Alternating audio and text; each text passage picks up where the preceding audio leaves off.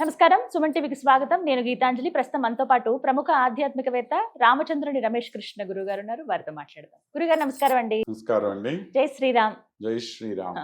హనుమాన్ చాలీసా అసలు ఎంత చక్కగా ఎప్పటి నుంచో చదువుతుండడం ఇవన్నీ మనం చూస్తూ ఉన్నా, ఈ మధ్య కాలంలో సోషల్ మీడియాలో మీరు కూడా గమనించే ఉంటారు, ప్రతి ఒక్కరు పిల్లలు పెద్దలు అందరూ నేర్చుకుంటున్నారు. ఎక్కడ హనుమాన్ గుడి ఉన్నా ఊర్లలో ఖచ్చితంగా హనుమంతుడు లేని ఊరే ఉండదు. అలా ఎక్కడన్నా విగ్రహాలు ఉన్నా చక్కగా వెళ్ళి అక్కడ పారాయణ చేయడం కూడా చూస్తున్నాం. అసలు ఈ హనుమాన్ చాలీసా ఎలా వచ్చింది? పుట్టు పూర్వోత్తరాలు మాట్లాడుకుందాం. ఎప్పటి నుంచి ఇలా అందరూ పఠించడం ప్రారంభించారు? అవి పఠిస్తేనే స్వామి అనుగ్రహం లభిస్తుందా? అసలేంటి ఈ వివరాలు మాట్లాడదాం.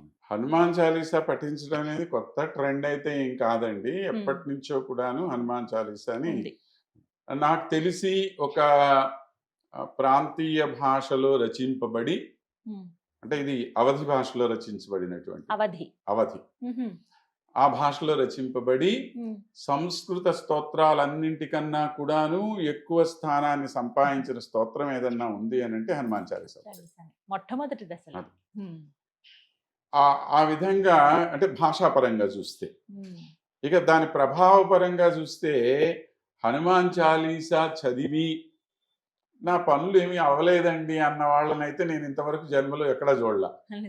ఎందుకంటే హనుమాన్ చాలీసాని నిజంగా అది పఠించటం వల్ల ఎవరి సంగతో ఎందుకు, నా చిన్నప్పుడు నా ఉద్యోగం రాకముందు నేను ఎన్నోసార్లు హనుమాన్ చాలీసా చదువుతూనే ప్రదక్షిణాలు చేసి చేసి చేసి నా ఫస్ట్ ఉద్యోగం సంపాదించేసుకున్నా నేను 17 ఏళ్ళ అప్పటికే.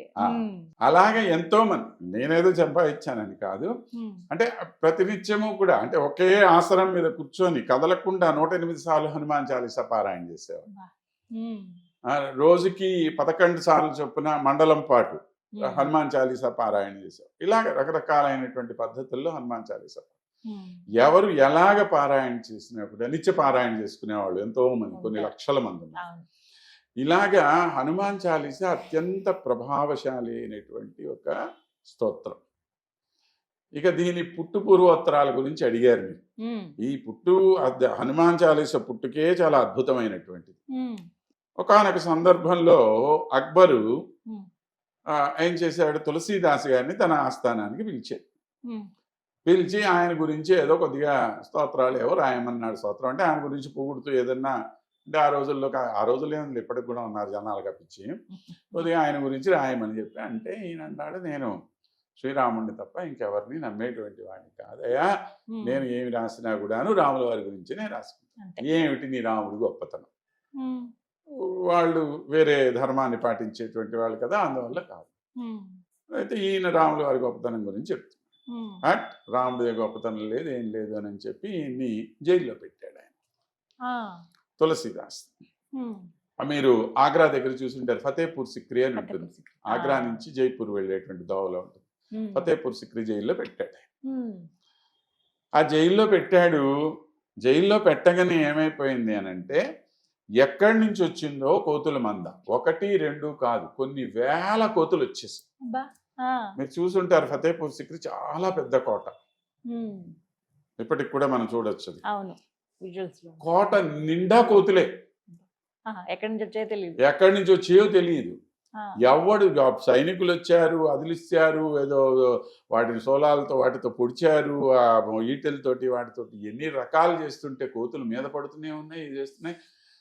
పిచ్చెక్కిపోయింది బాబు అక్బర్కి. ఏమిట్రా బాబు, ఏంది ఇన్ని కోతులు అసలు ఎక్కడి నుంచి వచ్చినాయి ముందు తెలియదు. తెలియకపోతే అప్పుడు ఆయన ఏమిటి, ఎందుకు ఇట్లాగా ఉన్నటువంటి ఉపద్రవం ఏమిటి అని చెప్పి ఏదో సభలో ఉండేటువంటి వాళ్ళని పిలిచి అడిగాడు. అడిగితే వాళ్ళు చెప్పారు, ఏమయ్యా నువ్వేమో మహా రామభక్తుడు ఆ తులసీదాసు, అలాంటి రామభక్తుడైన తులసీదాసుని నువ్వు జైల్లో పెడితే రామభక్తుడైనటువంటి హనుమంతుడు ఊరుకుంటాడా? నువ్వు ముందు ఆయన్ని జైల్లో నుంచి బయటకు వదిలేసి అని చెప్పి చెప్పేసరికి ఎందుకు వచ్చిన గొడవ అనుకున్నాడో ఏమో, పాపం వదిలేశాడు ఆయన జైల్లో నుంచి. తులసీదాస్ ఇలా బయటకు వచ్చాడండి. ఇన్ని వేల కోతులు మరు నిమిషంలో మాయమైపోయింది. ఎక్కడి నుంచి వచ్చినాయో తెలియదు, ఎక్కడికి వెళ్ళిపోయినాయో తెలియదు, ఒక్క కోతి కూడా లేదు. మళ్ళీ అంత అద్భుతం జరిగేసరికి అప్పుడు తులసీదాస్కి అనిపించి ఈయన హనుమంతుడిని స్తుతిస్తూ స్తోత్రం రాయటం మొదలెట్టాడు. ఆ స్తోత్రం రాయటం మొదలెడితే అక్కడే మీకు ప్రయాగ క్షేత్రం దగ్గర కాశీ లోపల సంకటమోచన హనుమాన్ ఉంటుంది. ఉంటే ఈయన రోజు ఇక్కడ రాస్తూ ఉంటే హనుమంతుడు వారికి ఆయన్ని గురించి ప్రశంసించడం నచ్చలేదు. రోజు ఈయనేమో అక్కడ ఏదో సత్సంగం లాగా జరుగుతూ ఉంటే తులసీదాస్ గారు అక్కడ వెళ్ళి కూర్చుండేవాట. ఈయన రోజు వెనకాల ఓ బ్రాహ్మణ రూపంలో వచ్చేవాడు. ఈయన వెళ్తూ ఉంటే ఆయన వెనకాలే వచ్చేవాడు. కొద్ది రోజులు ఏం గమనించలే ఆయన. తర్వాత ఎవరైనా రోజు నన్ను అనుసరించి వస్తూనే ఉన్నాడే అని చెప్పి వెనక్కి తిరిగి చూస్తే మనిషి కనపడేవాడు కాదు. ఎవరో వెనకాల వస్తున్నారు తెలిసేది. అలాగ కొన్ని రోజులు అయిపోయిన తర్వాత ఆయన మనసులో మళ్ళీ హనుమంతుల వారిని స్మరించుకొని నన్ను ఎవరో ఈ విధంగా ఇట్లాగా అనుసరించి వస్తున్నారు అని చెప్పి ఆయన ఎందుకు ఈ విధంగా జరుగుతున్నది అని చెప్పి దీక్షలో కూర్చొని ఆలోచన చేస్తే అప్పుడు హనుమంతులు వారు ఆయనకు ప్రత్యక్షమయ్యి చెప్పారు, ఏమయ్యా నువ్వు నన్ను గురించి ప్రశంసిస్తున్నావు, నా ప్రశంస నాకేనాడు అవసరం లేదు, నా ప్రభు అయిన రాముణ్ణి నువ్వు ప్రశంసిస్తూ రాయి అని చెప్పన్నారు. అందుకని మొట్టమొదటైన చౌపాయి ఒకటి రాస్తారు. మనం మీరంటే మనకి మొత్తం హనుమాన్ చాలీసా అంతా చదువుకునేటువంటి సమయం ప్రస్తుతం లేదు కనుక మరొకసారి ఎప్పుడన్నా మనం కలిసినప్పుడు తప్పకుండా వాటి అర్థం కూడా తెలుసుకుందాం మనము. ఆ మొట్టమొదట ఆ చౌపాయిలో శ్రీరాముడి గురించి రాశాడు ఆయన. అప్పుడు ఈయన సంతోషపడ్డాడు. ఆ తరువాత హనుమంతుల వారి యొక్క గొప్పతనాన్ని గురించి ఆయన చేసినటువంటి మహా కార్యాలు ఏవైతే ఉన్నాయో వాటన్నిటిని వర్ణిస్తూ చాలీసా రాశారు అనమాట. అంటే 40 దోహాలు చాలీసా. కాబట్టి ఆ 40 దోహాలు రాశారు. అది హనుమంతుల వారి యొక్క కీర్తిని చాటించేది. కానీ దాంతో పాటు అంటే దానిలో కూడా తన ప్రభు అయినటువంటి శ్రీరాముడే గొప్పగా ఉండాలి అని కోరుకున్నటువంటి వాడు హనుమంతుడు. కాబట్టి ఆ విధంగా రాముల వారి అనుగ్రహమే కాదు, తులసీదాస్ గారే చెప్పినట్లుగా ఈ హనుమాన్ చాలీసా చదవటం వల్ల కలిగేటువంటి ప్రయోజనం ఏమిటి అని చెప్తూ ఆయన ఫలశ్రుతి అంటాం కదండి మనం చివరిలో. ఆ ఫలశ్రుతి చెప్పేటప్పుడు దీనికి సాక్షులు ఎవరు అంటే పార్వతీ పరమేశ్వరులు అంటాడు ఆయన. మీరు చెప్పండి, ఇప్పుడు సాక్షాత్తు ఫలానా వాళ్ళ మీద ప్రమాణం చేసి చెప్తున్నాను అంటే ఇప్పుడు మనం చెప్తాం కదా, మా అమ్మ మీద ఒట్టు, మా నాన్న మీద ఒట్టు అంటాను చూసారా. అలాగా సర్వ ప్రపంచానికి తల్లిదండ్రులైనటువంటి పార్వతీ పరమేశ్వరుల మీద ఒట్టేసి చెప్తున్నాను నేను, దీనివల్ల మీకు కలిగే ప్రయోజనాలు ఇవి అని చెప్పి అన్నారు అని అంటే ఆయనకి ఎంత నమ్మకం లేకపోతే ఆ మాట అంటాడు.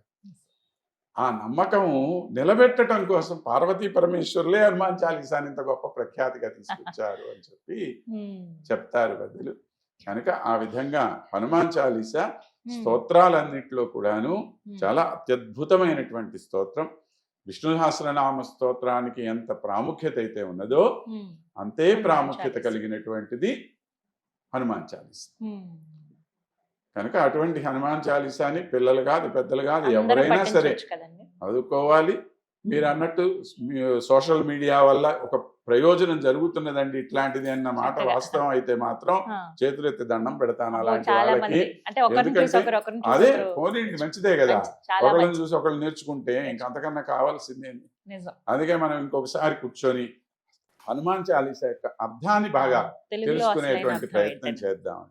చాలా బాగుంటుంది. చాలా అద్భుతమైనటువంటి పదప్రయోగం చేసి హనుమంతుల వారి యొక్క వైశిష్ట్యాన్ని అంతటినీ కూడా మనకి తెలియజేస్తారు తులసీదాస్ గారు. అది మళ్ళా తప్పకుండా. ధన్యవాదాలు గురుగారు. నమస్కారం.